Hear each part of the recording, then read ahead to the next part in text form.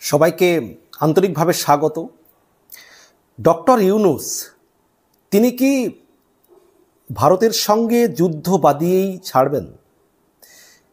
একটা জিনিস কি তিনি বুঝতে পারছেন না যে বাংলাদেশের সঙ্গে ভারতের যদি যুদ্ধ বেঁধে যায়, ভারত যদি বাংলাদেশে উপরে শক্তি প্রয়োগ করে, বল প্রয়োগ করে, তাহলে বাংলাদেশের কি অবস্থা হবে, বাংলাদেশের জনগণের কি হবে, তিনি কি উপলব্ধি করতে পারছেন?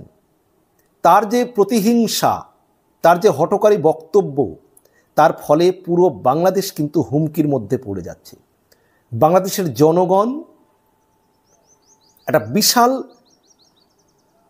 ভয়ঙ্কর পরিস্থিতির মধ্যে পড়তে যাচ্ছে এই ডক্টর ইউনূসের দায়িত্বজ্ঞানহীন বক্তব্যের জন্য। তিনি চীনে গিয়ে কি বললে আসলেন যে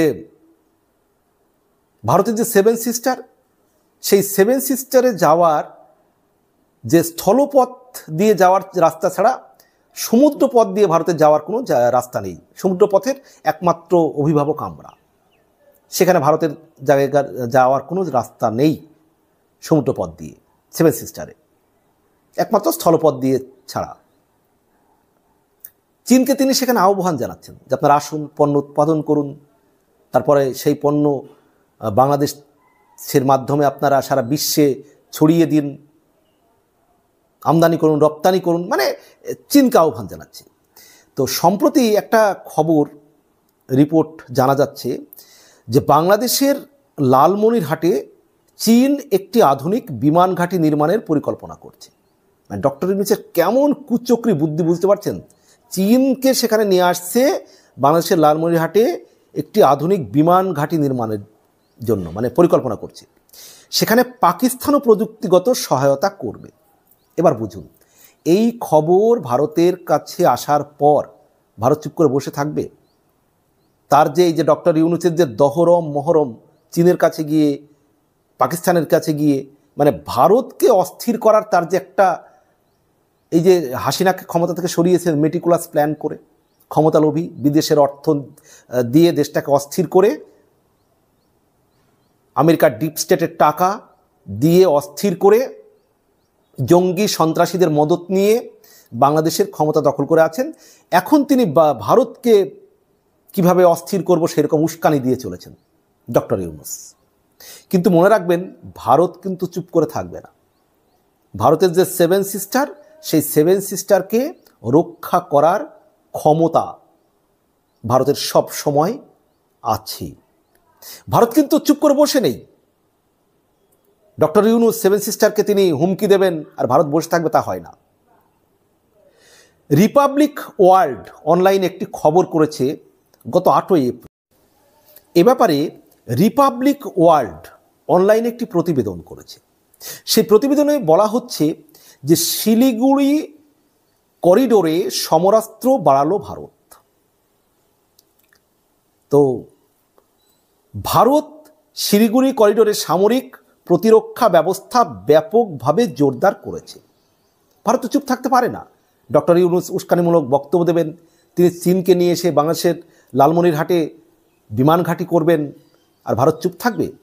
তো এই প্রতিবেদনে বলা হয়েছে ভারতীয় সেনাবাহিনী, বিমান বাহিনী ও কৌশলগত কমান্ডো ইউনিটগুলো শিলিগুড়ি করিডোর এলাকায় মোতায়েন করেছে রাফাল যুদ্ধবিমান, ব্রহ্মাস্ত্র ক্ষেপণাস্ত্র ও শক্তিশালী আকাশ প্রতিরক্ষা ব্যবস্থা। এর মধ্য দিয়ে একটি সুস্পষ্ট বার্তা দেওয়া হয়েছে, এই করিডোরকে যেন কেউ, চীন হোক বা পাকিস্তান, ভারতের দুর্বল অংশ হিসেবে দেখার সাহস না করে। তাহলে বুঝতে পারছেন যে ডক্টর ইউনূস চীনের কাছে গিয়ে চীনকে নিয়ে আসছে বাংলাদেশে, পাকিস্তানের সঙ্গে দহরম মহরম। তো ডক্টর ইউনূস যদি মনে করে যে চীনের সাহায্য নিয়ে, পাকিস্তানের সাহায্য নিয়ে ভারতকে অস্থির করে তুলব, ভারত চুপ করে বসে থাকবে? ভারত যোগ্য জবাব দেবে না। আর এর ফলে যদি ভারত এবং বাংলাদেশের মধ্যে যুদ্ধ বেঁধে যায়, একবার বুঝতে পারছেন বাংলাদেশের জনগণের কি হবে? ভারত যদি তার এই শক্তিশালী যুদ্ধাস্ত্রগুলি বাংলাদেশের উপরে প্রয়োগ করতে শুরু করে, বাংলাদেশটা কোথায় গিয়ে ঠেকবে? কিন্তু বাংলাদেশের জনগণের উপরে এইরকম একটা পরিস্থিতি নেমে আসুক, এটা আমরা ভারতীয়রাও চাইছি না। কিন্তু ডক্টর ইউনূস তো তিনি শুনছেন না।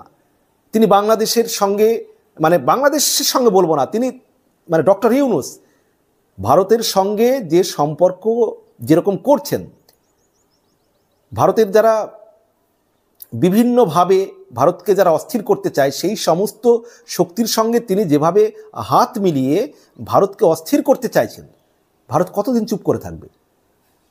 তো ভারত যদি বাংলাদেশের উপর আক্রমণ করে, সেটা তো বাংলাদেশের জনগণের পক্ষে ভয়ঙ্কর হবে। কিন্তু ডক্টর ইউনূস তো তিনি বুঝতে চাইছেন না। তিনি বাংলাদেশটাকে মানে যুদ্ধ বাদিয়েই তিনি দেশ ছাড়বেন, বাংলাদেশটাকে ধ্বংস করেই হয়তো তিনি ছাড়বেন। ভারত কতদিন সহ্য করবে? ভারত তো একবারে রীতিমতো প্রস্তুত হয়ে আছে। বাংলাদেশের যে কিছু উপদেষ্টা সমন্বয়ক যেভাবে ভারত বিরোধী একের পর এক বক্তব্য দিয়েছেন, তারপরেও কিন্তু ভারত সহ্য করে থেকেছে। ভারত একটি সহনশীল দেশ, সহনশীল রাষ্ট্র, কিন্তু তার সার্বভৌমত্বে যদি আঘাতের চেষ্টা করা হয়, ভারতকে যদি অস্থির করার চেষ্টা করা হয়, এই ডক্টর ইউনূস এবং তার সাঙ্গপাঙ্গরা যদি সেই চেষ্টা করে, তাহলে কি ভারত চুপ করে থাকবে? আর যার ফল কিন্তু ভোগ করতে হবে বাংলাদেশের জনগণকে, যেটা আমরা কেউ চাই না। কিন্তু এই ডক্টর ইউনূস, এই ক্ষমতালোভী, প্রতিহিংসাপরায়ণ, তিনি একেবারে বাংলাদেশটাকে মানে ধ্বংস না করে তিনি ছাড়বেন না, এমন একটা পরিস্থিতি তিনি কিন্তু করতে চলেছেন। ডক্টর ইউনূস সাবধান হয়ে যান, নাহলে ভারত কিন্তু উপযুক্ত জবাব দেওয়ার জন্য, শিক্ষা দেওয়ার জন্য তৈরি হয়ে আছে। এমনিতেই তো আপনার কারণে আপনি চীনের কাছে গিয়ে বক্তব্য রেখে এসেছেন, সেভেন সিস্টার নিয়ে বিভিন্ন রকম বক্তব্য, মোদিজির সঙ্গে অনুরোধ করে হাতে পায়ে ধরে বৈঠক করলেন, চিঠি দিয়ে দিয়ে দিয়ে দিয়ে অথচ বৈঠকে বসে তারপরে এমনভাবে আপনাদের প্রেস উইং বলা শুরু করলো যেন একেবারে দাদা হয়ে গিয়েছেন বিশ্বের। তারপর ভারত একটা জবাব দিয়েছে, ট্রান্সশিপমেন্ট যে ব্যবস্থা বা সুবিধাটা ছিল বাংলাদেশের, সেটা বাতিল করে দিয়েছে। এরপর আরও অনেক কিছু কিন্তু জবাব পাবেন। একটু সাবধান হয়ে যান, নাহলে এমন জবাব পাবেন যে জবাবের পরে কিন্তু আর মাথা তুলে দাঁড়াতে পারবেন না ডক্টর ইউনূস। কিন্তু বাংলাদেশের জনগণের কোনো ক্ষতি হোক, এটা আমরাও চাইছি না। আপনাদের কি মন্তব্য রয়েছে সম্মানিত দর্শক জানাবেন। ভালো থাকবেন, সবার জন্য শুভকামনা।